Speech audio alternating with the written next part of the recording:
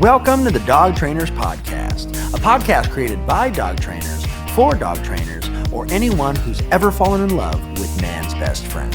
Episode 5, our top 5 tips for developing structure with our dogs. Third thing we're going to do, duration work. I like that one. You want to riff on that a little bit, Mariano? Yeah, I'm glad to start with this one because I purposely left out place command because a place command can kind of be a form of isolation training, but I wanted to save it for duration work because I think that's where you can really start to push a dog's patience over longer periods of time.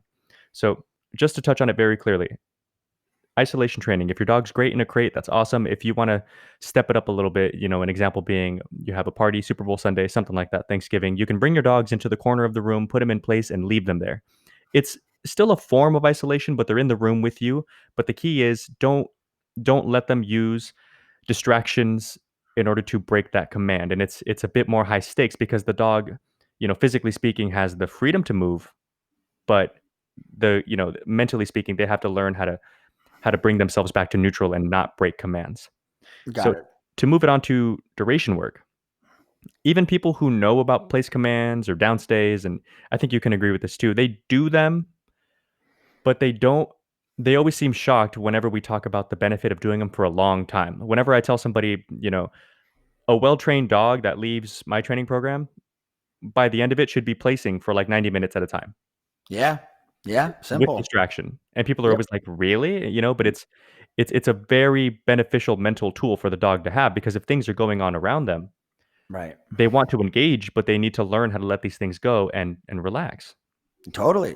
I agree with that. And yeah, and I think let me talk about the problem I see a lot in just training in general. Again, if you guys recall back to maybe some of our other podcasts, if you guys haven't listened to our other podcasts, there's 3 stages of training. There's the acquisition of a skill or the teaching of a skill. There's the conditioning and drilling of that skill so that you can call upon it at any given time. And then there is the application of that skill in real time. Right. And so these 3 particular stages, a lot of times when people are teaching their dogs to stay, be it in a sit position or a bed position or a down position, it's only for like 4 or 5 seconds. Right. And then people reward the dog. They go, "Oh, what a good dog." They go sit. 2 seconds later, they go, "Good dog." They give the dog a treat. And so what happens is when we teach dogs to stay, a lot of times dogs will teach or are taught stay in anticipation of food. Right. And so sometimes that anticipation of food is actually what gets them to break the command. So they'll be like, "Okay, it's been 10 seconds. It's been 12 seconds. Why haven't I gotten that damn cookie yet?" Right. And so what happens is sometimes patience needs to be truly developed over longer periods of time. And we need to guide the dog into understanding, okay, if you hold it for 30 seconds, you get a cookie. If you hold it for 45 seconds, you get a cookie. If you hold it for a minute, you get a cookie. And little by little, we have to strengthen duration of time that the dog is holding the command longer and longer and longer. And what we start seeing happens when we do this, not only are we teaching the dog to be still, but we're teaching the dog to stay attuned and focused for longer periods of time on specific tasks, right? Now, in an obedience sense, this is how we get dogs to do really cool things on big open fields in front of thousands of people. You work a lot on duration and conditioning. But from a homeowner sense, when we work on duration work, we're actually teaching our dogs to not feel that they have to be so involved in everything. Right. So the average dog, someone comes home, they run to the front door, they get excited, they go grab their ball, they're jumping on the person. And for the next 30 minutes, the dog is not leaving that person alone. Right. And yeah, the dog might miss their owner and be excited. But what ends up happening is there are going to be situations inside of our lives with our dogs where our dogs don't necessarily need to be involved in everything, right? The dogs can be nosy, right? For lack of a better term, they could be nosy and want to bark at the front window, go to the back door, chase the squirrel, when in actuality, all we really need to teach that dog to do is stay for long durations Yeah, and well, relax. the work, the key, the benefit of duration work is it's the same sort of issue, the same sort of root problem that exists in basically every major issue in dogs is too much arousal. They're ungrounded and they don't know what to do with all their energy. So they just do whatever instinctually they think they should do, or like you said, whatever they've conditioned themselves to do in the past. But they're just responding to this rush of energy. Mm-hmm, mm-hmm. And what you find is over time, over long periods of time, 20 minutes, 30 minutes, long place commands. When you work food with a dog, and you can work food with long duration, you'll notice when you're first starting place or bed, and you place, dog flies over to the bed, plops to the bed, and is staring at you, tail wagging, super excited, waiting for the release so they can chart, like so they can come and get the food. It's a very high energy game. Right. When you do it for, you start pushing it 30 seconds, 40 seconds, the dog 10 seconds in gets more antsy, and they're kind of sitting there chirping at you and like really nervous because they just want the food so bad, and they're like, it's coming, I know it. And then, Hmm. and you release. But Hmm. when you push past that barrier, I'd say like 10-minute barrier, if the dog's really excitable, like 10-15 minute barrier, Right. they don't stay that way forever. The dog that's like shivering in utter excitement isn't going to be, they're Freaking not, out. Yeah. yeah, they're not going to be that way an hour from now. They're going to be laying there, relaxing, like almost looking asleep.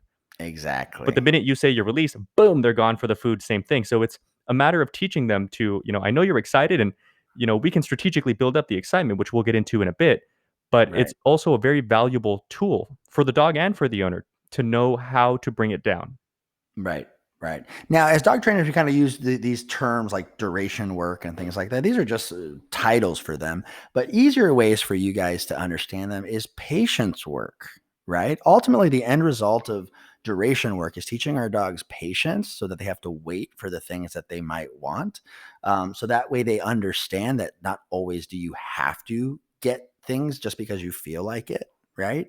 And what duration work does, it is the groundwork and the foundation for any impulse control work that we do later. So impulse control would be like teaching my dog not to lunge at something, teaching my dog not to, go for the squirrel, teaching my dog to stop barking, right? Those are impulse control issues versus duration work is literally just teaching our dogs to be patient for long periods of time and to be able to make the right decisions over those long periods of time. 100%. I think that you're right on the money with saying that it's more to do with patience work, because I think practically speaking, when I was learning how to do patience work, where Mhm. you get caught off guard is like, how do you know how long to push the dog? Right. And so it's not so much a period of time. I mean, I aim for rough guesstimates. Like I'm talking like an hour, hour and a half. Could be longer, could be less. What I look for though is I start releasing dogs from place command when they relax, however long that takes. Right. And Right. as the dog gets better, then the time period gets shorter. So then what I do is I up the distractors, right? I'm either further away, longer period of time, or more distractions going on around, or a combination of the three. At Right. which point the time it takes the dog to relax once again grows to however long it's going to be. Mhm. And that's how we push it. Once the dog learns how to relax, somebody walks in the door and your dog is on edge. They don't move out of place, but they're kind of looking around a little too Mhm. excitable. Mhm. I leave them there, remind them that you need to like lay down and let it go. When they finally kind of ease back into their relaxation, then I'll release the dog. Exactly. Yeah. So you're almost making relaxation a prerequisite to engaging or investigating what's happening in Exactly. in the room. Yeah, I totally get that. I totally get that. Now, these type of concepts, guys. So to kind of just be clear, your dog does have to know how to sit first and lay down, and basic concepts of stay, right? Before we can actually start getting into real transformative duration work. So if your dog knows those things already, then again, ask a dog trainer, a local dog trainer, to see if they can help you with some type of distraction work and duration work. Actually, it's duration work, not distraction work.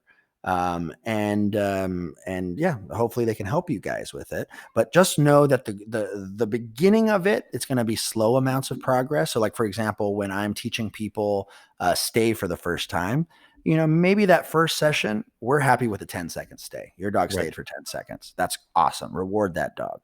But guess what? Their homework by the end of the week is to get to 30 to 45 seconds. And if that becomes too easy, they have to do a 1 minute stay. Right.